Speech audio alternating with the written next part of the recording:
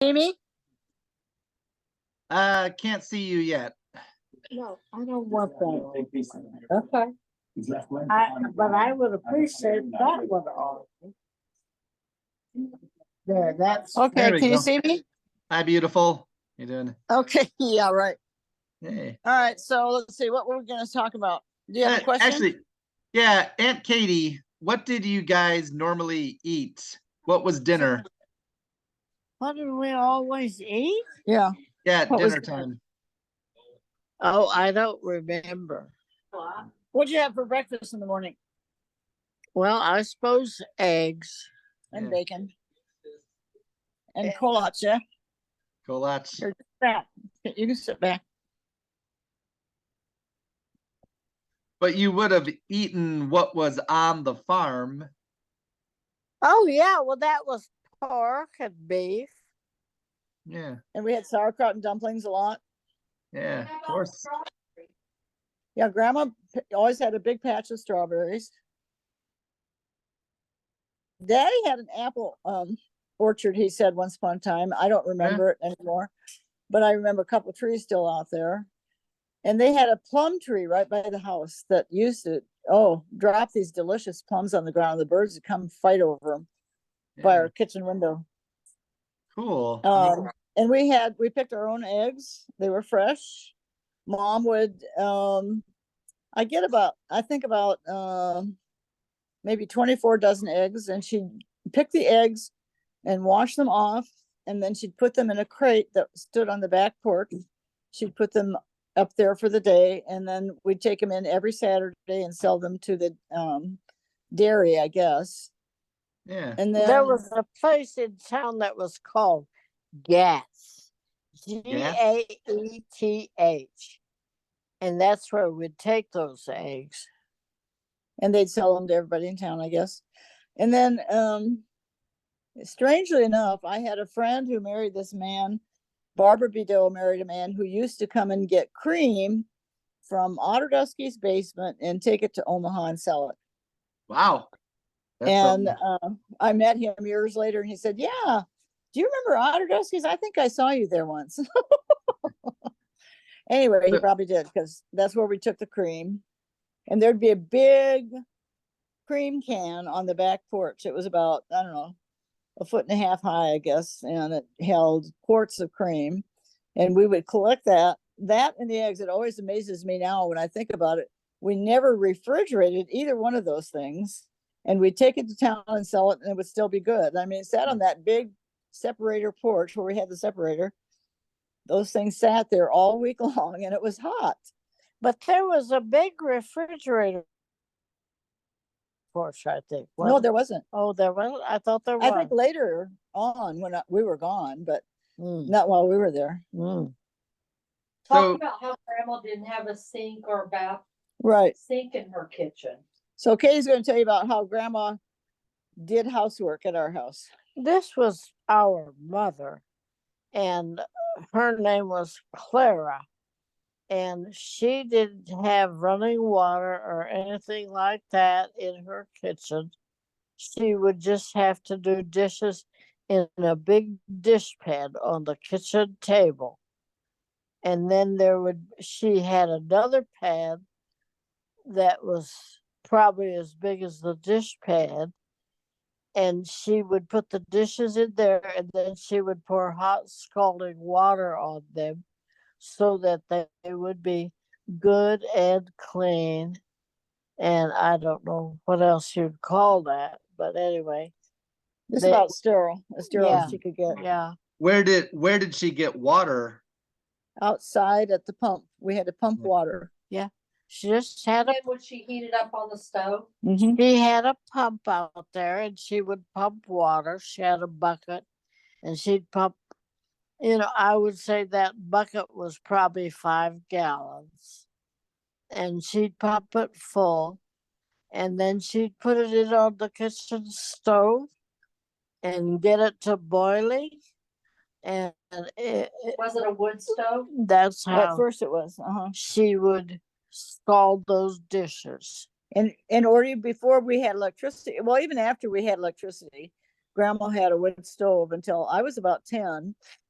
I don't know how old Katie was, but then because Daddy was on the REA. He Yeah. got special privileges. And now, do you know what the REA is? Yeah, we've talked about the REA before, but like, what would you do in the winter though? Would that pump ever freeze or not really? Not very often, but if it did, you poured hot water down the tube and that was in the top of the pump. Wow. And that would unfreeze all the things that had to make the pump. So in the winter, it's really hard to do anything. I mean, to go to the bathroom, you have to put on a coat and go out. Exactly. Yeah. That's exactly right. Or you had a pot in a room someplace in the house that you called a bathroom. Yeah, right. Wow. But I do remember for a while, we would pour the poop and pee down a hole in the bathroom floor. You are kidding me. No. In the house?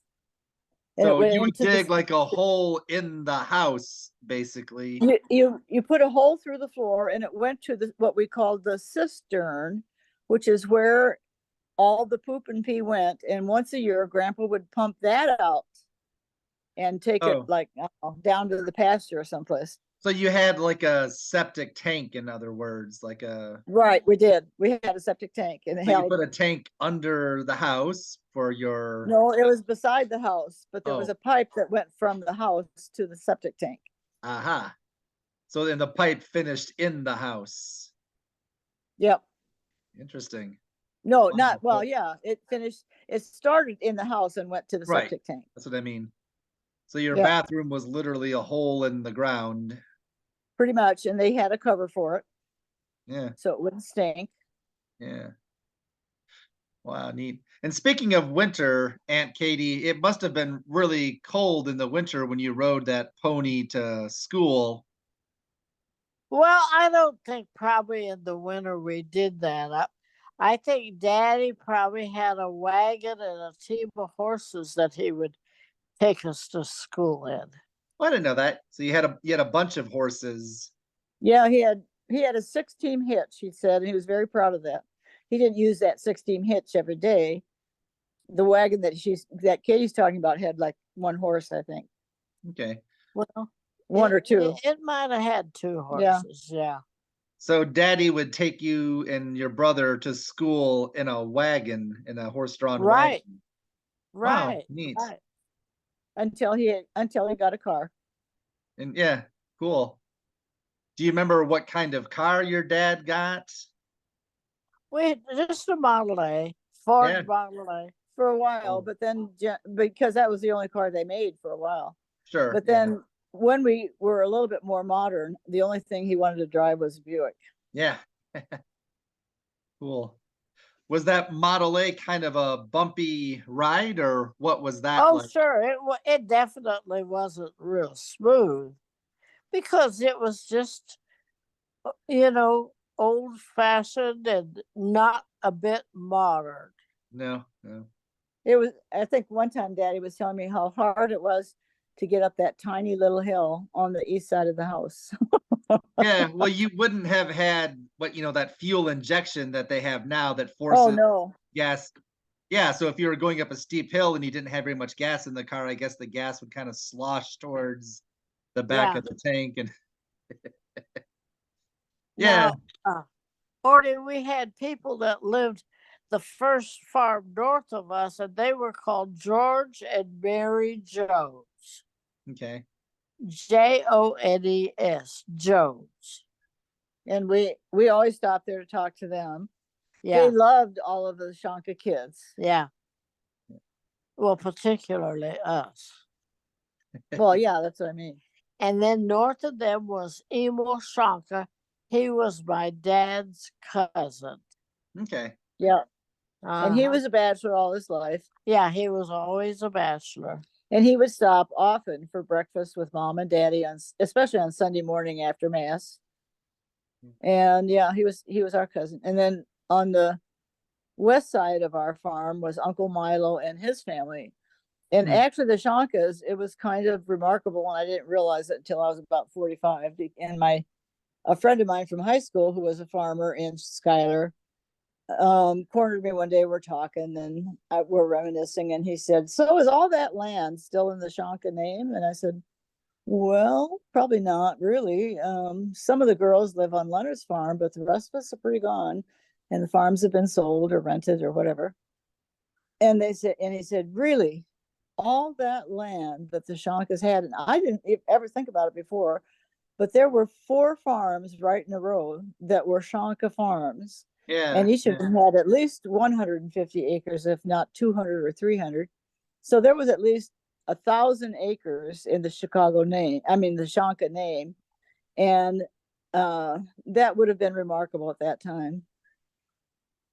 Yeah. Neat. And you were saying before that Grandpa used to play jokes on those hitchhikers, those servicemen. Yeah. Did a lot of people hitchhike back then? Yeah. Oh, yeah. Especially after the second. When I was a kid. Yeah, yeah. What, when you were a kid, what? There were hitchhikers. Oh. Because he remembers Grandpa doing it probably like in the 70s. Uh-huh. So he would see a guy in uniform and pretend to slow down and... No, he didn't wear a uniform. He just wore... Not him, but I mean the other guys, the hitchhikers. Oh, yeah. And, you know, they had a great deal of trouble getting across the nation right after the Second World War because there wasn't enough gas. And gas was still rationed after the war. Yeah. So they had to hitchhike. There was no other way to... Well, there were trains, but not very many. It wasn't like it was when the trains were the only transportation. Yeah. There were like maybe a train in the morning and a train in the evening. That would be it. So Aunt Katie, do you remember very much about the war? Oh, no, I don't. Yeah, you were pretty young. Do you remember all the guys leaving? Hold on just a minute. What? Do you remember about all the guys leaving for war? Yeah, all the guys. There were no guys. As a young teenager, I didn't have anybody to date because they were all at the war. Yeah, yeah. Mm-hmm. But Orty, I think it's very interesting how you're interested in this stuff. Well, how did you get so interested? Well, it's just amazing to me that I know people who lived like you did when your sister, when I was a little kid, your mom would tell me stories about the farm and I was kind of a spoiled kid and I was like, I don't want to hear about this because I would say I didn't want to do the dishes and she would start telling me about how when she had to do the dishes, she had to go outside and get the pump going and bring in a bucket of water. And I was like, yeah, whatever. I still don't want to do the dishes. And yeah. I'm starting to realize how lucky I am, and I will never complain again about having to get up early for work or anything. Because I mean, you know, your day began at 5 in the morning, and you had to work for what, about 2 hours before you rode a horse to school, and then you come back, and then you know, you probably were just too tired to really do very much. So what was dinner like when you were a kid? Was it long or did you guys just sort of eat and go to bed or what? I guess we'd probably just go to bed. Well, dinner would generally be left really at lunchtime. We never called lunchtime. It was always dinner because especially in the summertime,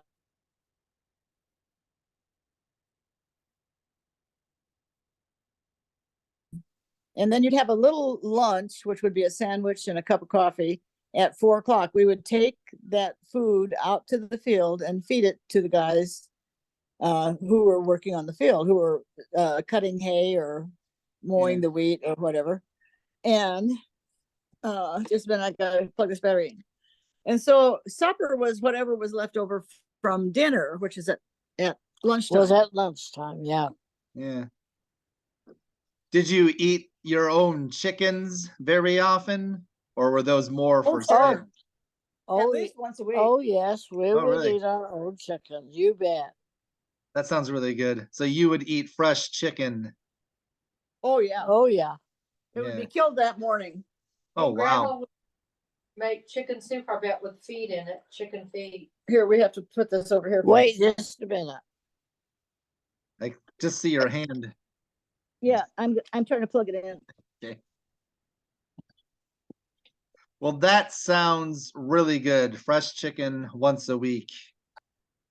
That's why At least you once a week, and maybe more. well, that's why Depends on you what we two. had to eat. Roberta, you're on my leg. Oh, I'm sorry. I'm sorry. Hey, what's going on there? I can talk about making ethernuts. Oh, so ethernuts, as you know already, is a Bohemian sausage. And at least once a year, Talking to the phone. well, he can hear me. We want to see you, not me. Anyway, once a year, we would butcher a pig, at least once a year. Probably, though, once a year, we'd butcher a great big pig. I remember seeing that from the porch one year, and I had never seen that. And I must have been, I don't know, 14 or 15 years old. And they hung the pig by its feet, cut it wide open from chest to poop to the, I don't know, what do you call it, rectum? And they cut it wide open. Sorry, I And can't then hear they you. take out all the insides. And then they take out all the insides, the liver, the lungs, the intestines, everything. And we would take the intestines in the house and push the food out by putting your finger around the intestine and pulling it down. So that would take all the poop out. Then you put the intestine in hot water and you washed it out good. You washed it out until you got no poop out of there. And that's how you started. Then you ground the pork meat and put in some onions. And I mean, they used every piece of flesh. The head and everything. Yeah, they'd use the ears, the snout, the cheeks of the head, everything to put into the sausage. Doesn't that sound delicious? Yeah. Not going And to eat then they would season it and they would smoke it. I think they didn't cook it right away, did they? Oh no, they cooked it. Did they? I think Not so. right away. I bet they hung it up in the cellar or the meat Yeah, and then house I or think they something. froze it. Yeah. Anyway, I'm not sure how they finished preparing the rest of the sausage, but I remember one time, do you remember the Ammons? He was from Germany and she was from Pennsylvania. Very sophisticated doctor and his wife, and they came to our house for dinner. We had some for Helmut because I thought he'd love to have some Bohemian sausage. He knew that kind of stuff. So we had the sausage and the dumpling and the sauerkraut. And his wife, Sandy, said to him, to Brian, to all of us, I guess, Bobby, this is really good sausage. What's in it? And your brother Brian said, you don't want to know. Yeah. So that's the storage of the sausage. And we did that. Well, I don't think we ever made beef sausage out of the beef. We butchered. I don't think so either. I think they took the cow into town actually to the slaughterhouse and had the slaughterhouse slaughter the cow. They were too big to handle. Yeah. So the men didn't do that. But we did slaughter a pig every year. But where would you keep all the meat? Because you don't have a freezer or anything. We didn't have a freezer. In the wintertime, I think probably they would slaughter in the wintertime, most of the time before they had ice houses and things like that. Because they could freeze it outside. Yeah. But they would freeze it out and I remember actually one year Martin going out to a great big snowbank that we had by the Grove and getting a package of meat and bringing it in. Oh yeah. But most of the time, I don't know after what period of time, 1940 or something, they built what they called an ice house by the power plant in Schuyler. And this ice house had various aluminum drawers placed inside this frame of various sizes, and you rented one every year, and you would put your slaughtered pig and cow and chickens in those drawers. And those cows and chickens were wrapped in like wax paper. Yeah, nice wax paper. Yeah. And and that was the women's job. They'd get the slaughtered pigs and it would be chopped up by a butcher. They'd have pork chops and all that kind of stuff. Yeah, and then they put it in these storage houses. And when you wanted something for the week, you went to the storage house and got it. for the whole week, and you'd put it in the refrigerator, and it would thaw a little bit before you used it, but it was still good. And Mom would go once a week. I think every Saturday she went and got meat out of the freezer. And then we got a big freezer, of course, at some point in time. So you would slaughter your cow, and that's enough meat for a year, probably, or yeah, or 6 months maybe. Yeah. And in the summertime, I don't know, we didn't use as much beef in the summertime, did we, Katie? Much beef? Yeah. Oh, I don't know. I think I guess we did. Yeah. Well, and after people started to have grills in their homes, we used a lot more beef. Yeah. Yeah. But when you were little kids, you probably didn't eat out very much, like go to restaurants. Oh, or no. Not at all. You're right. Yeah. What was that restaurant on the west end of Schuyler called? Western. The what? Western. Pizza. Oh yeah, Western. Or Last Chance. Last Chance was also a popular place, but that was mostly hamburgers and beers. The Top Notch was a good restaurant, but again, it was hamburger and Cokes. Yeah, I remember the Top And then Notch. there was one on the west side of town. I think it was called the Western. And they had a fairly big, it was a truck stop actually, and it was a good restaurant. It was a very good restaurant for a long time. And then we had Johnny's, which maybe you even remember. And that was a great steakhouse. And they moved eventually, I think, to Columbus and had a big restaurant there. I just remember when I was a little kid, I used to love going to Nebraska because of Goodrich Dairy. Those shakes, yeah. Those were so that was good. our favorite spot when I was in nurse's training. Yeah. Well, I like to go there to eat good steak. Yeah. Yeah. And all the meat, the hamburgers and everything. Oh, but fillets, the fillets were the very best in the world. Yeah. Well, even Grandma's hamburgers. And I remember Grandpa and Grandma would give us kind of like beef minute steaks, what we called minute steaks. Right. But they would be pork, like, not marinated. What's another word for you pound tenderized pork? Oh yeah. Squares. You'd beat it with a. Yeah. Oh my God, it was so good. I know. So I could still taste That was the it. best tasting meat. It was the toughest, but it was the best tasting of It was everything. so good. Yeah. Well, cool. Yep. Mom, did you tell Orty? I think you told him one of your prior interviews. How you and Uncle Mark would ride the horse, and how one time the horse bucked you off or something. Or Martin pushed her off. Yeah, or Martin pushed you off, and then that neighbor drove by, or a gas truck drove by and picked you up, and you went riding past Uncle Mark waving at him. Yeah. And you're in. And thumbed your nose at him. Yeah. Yeah.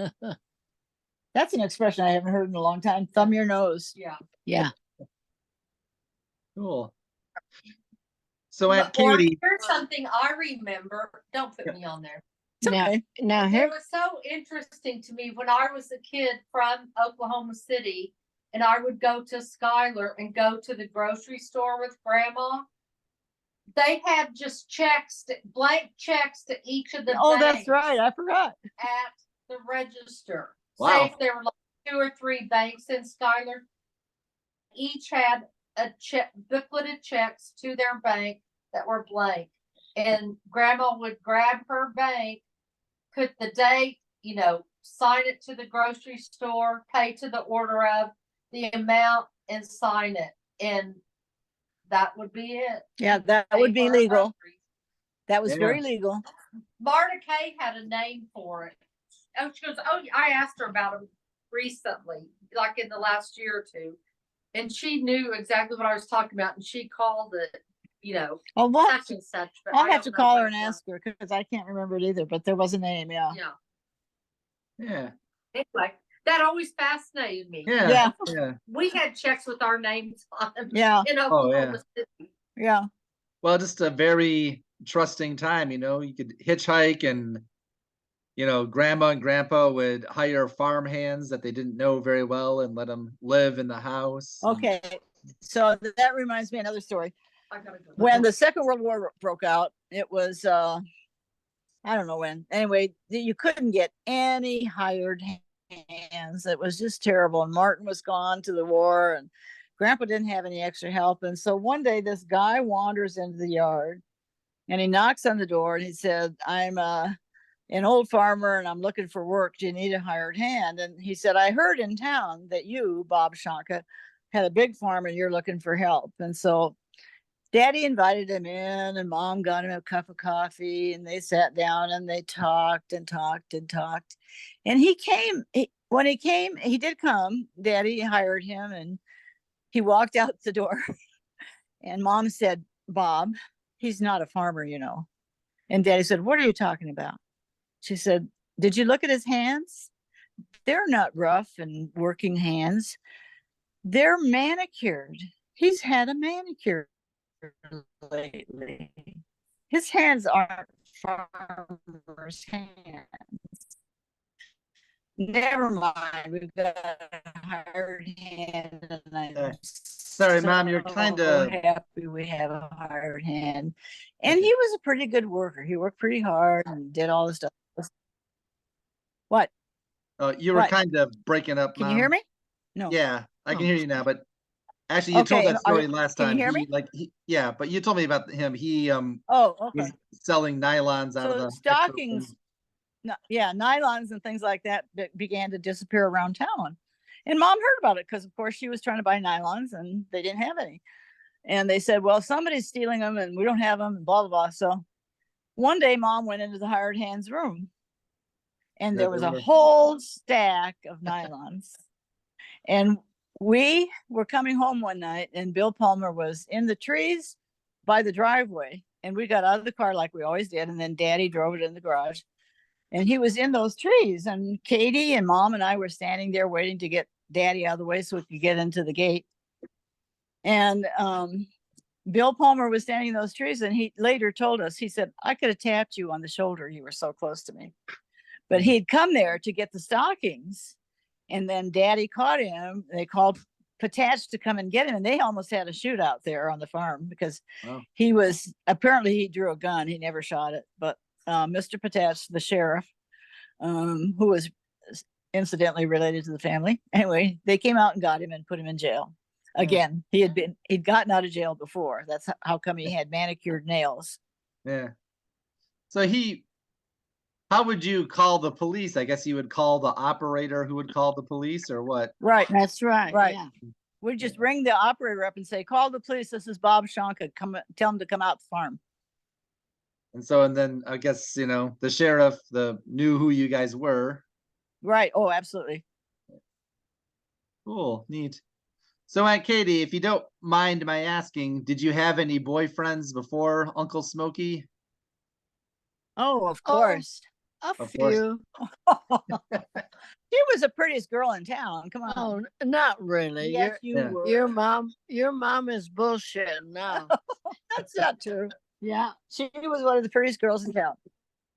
So what was it and her like cousin Doris McCourty was pretty close to that too. Yeah. Can you hear me okay? So, huh? Can you hear me okay? Yeah, I can. Okay, you keep breaking up for some reason, but so Katie, if you can hear me, what was it like to go on a date back then?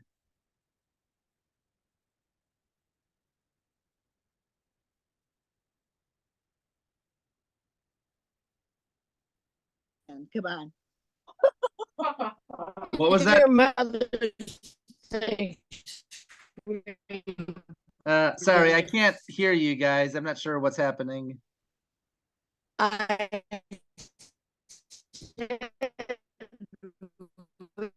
didn't do any next.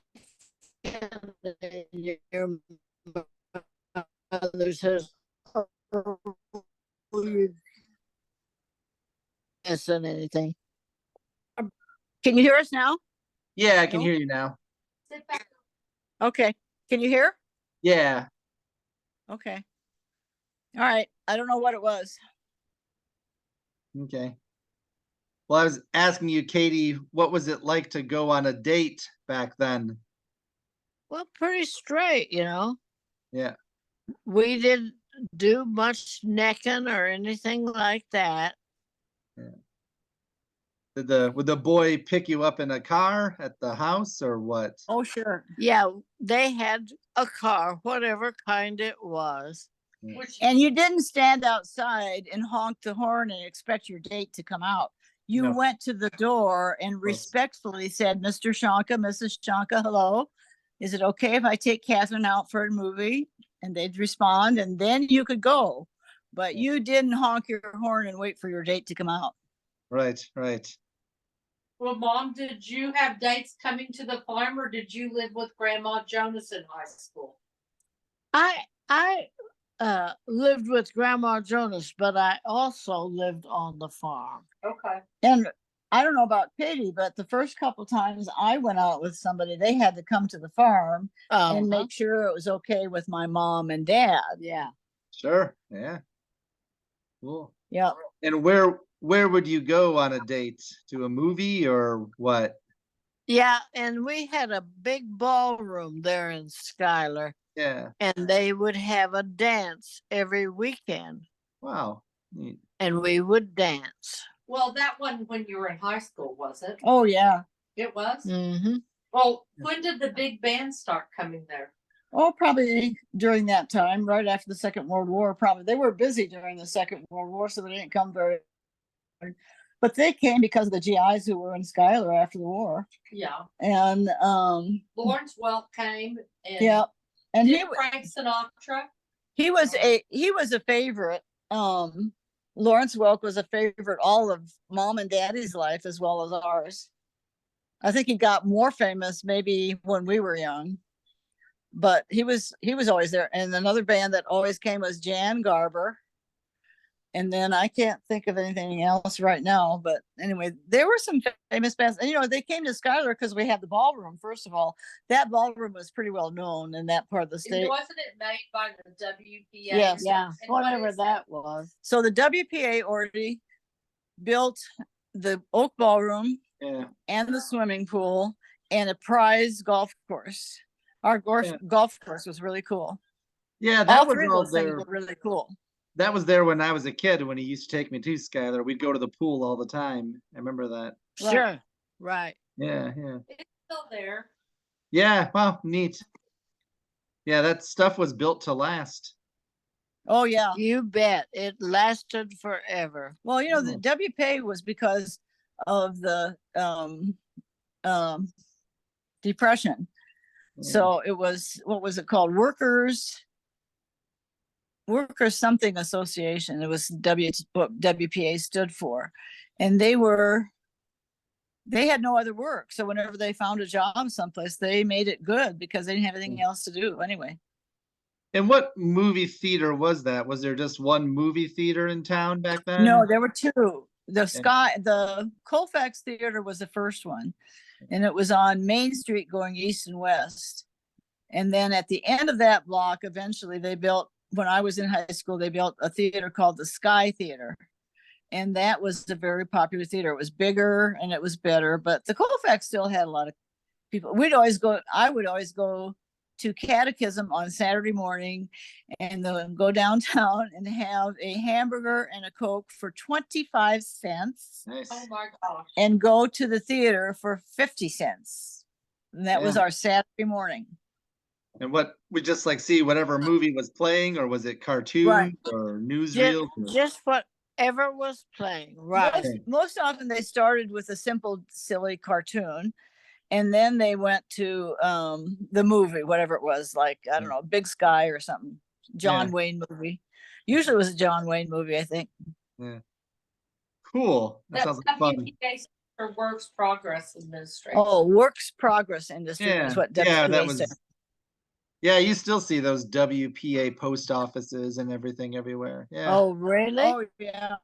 Huh. Well, I think our post office probably was WPA as well. Yeah, or if you ever go into a post office that has a really cool mural on the wall, that's usually a WPA. So neat. Yeah, our post office had wanted pictures in it. Oh yeah, I remember that. They still do that board. Yeah. Yeah, and you couldn't just put anything on that bulletin board that you wanted to because it was sealed and locked with a Oh, yeah. window. Well, you gotta help the FBI catch its man, So, Absolutely.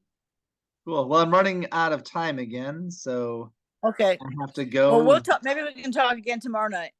Okay, yeah, I kind of have to do this other thing tomorrow night, but it'd be fun to talk to you guys again. Okay. It's a lot of fun. We can just Okay. hang out and talk. So, Okay. all we'll do right, it. cool. Well, I love you Thanks very for much, doing and it. congratulations Love you. again. Huh? Congratulations to Aunt Katie How come? For your birthday. for your Well, birthday. thank you.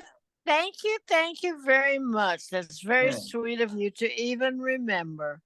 Oh, of Can course. you believe I'm 95?